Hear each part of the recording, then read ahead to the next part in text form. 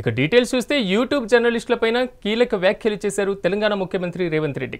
గతంలో సీనియర్ జర్నలిస్టులకు మర్యాద ఉండేదని ఇప్పుడు లేదన్నారు. కనీస మర్యాద కూడా పాటించని జర్నలిస్టులు ఇవాల్టి రోజుల్లో ఉన్నారని మండిపడ్డారు. అనంతరం యూట్యూబ్ జర్నలిస్టులను చూస్తే చంప పగలగొట్టాలనిపిస్తుందన్నారు.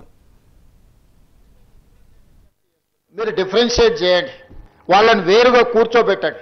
వాళ్ళు మేము ఒక్కటి కాదని ఒక భావాన్ని ప్రజలకు కల్పించాల్సిన అవసరం ఉంది.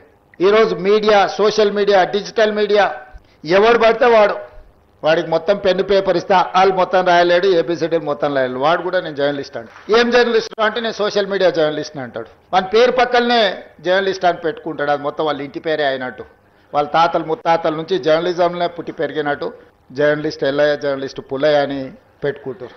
వాడు ఎప్పుడైనా జర్నలిజం స్కూల్లోనైనా చదివిండా, లేకపోతే ఓనమాలు మొత్తం అన్నీ వస్తాయంటే ఆ రెండు రావు.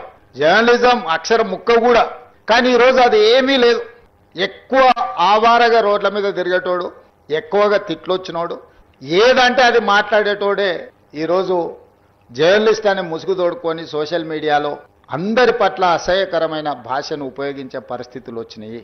అందుకే ఈరోజు రాజకీయ పార్టీ నాయకులుగా మేము మాట్లాడితే మీరు కూడా అప్పుడప్పుడు మాట్లాడతారు కదా సార్, మరి మీ సంగతి ఏందని అడుగుతారు. మరి అవతలలో అట్లా మాట్లాడితే సమాధానం ఎట్లా చెప్పాలో నాకు దారి దొరకడం లేదు.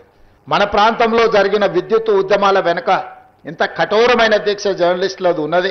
సరళీకృత విధానాలు వచ్చినప్పుడు ఆ సరళీకృత విధానాలు దేశ సంపదను పెట్టుబడిదారులు ఏ విధంగా కొల్లగొడతారని ఆనాడు విశ్లేషించిన జర్నలిస్టులకు ఈ రోజు వచ్చినోనికి వాళ్ళ గురించి ఓనమాలు కూడా తెలియని పరిస్థితి. వాళ్ళు వస్తే కనీసం కూర్చోమని చెప్పాల్సిన కనీస మర్యాద పాటించాలన్న ఇంగిత జ్ఞానం కూడా కోల్పోయిన వాళ్ళు ఈరోజు వచ్చి మేము పత్రికా సమావేశాలు పెట్టినప్పుడు ముందల వరుసలు కూర్చోవడం కూడా ధిక్కారంగా, మనమేదో లోకు అయినట్టు వాడేదో మన మీద పెత్తనాన్ని చెలాయించడానికి వచ్చినట్టు మన కళ్ళకు చూస్తుంటాడు. ఇంకా నువ్వు నమస్కారం పెడతలేవు, నన్ను చూసి తల ఉంచుకుంటలేవేందని.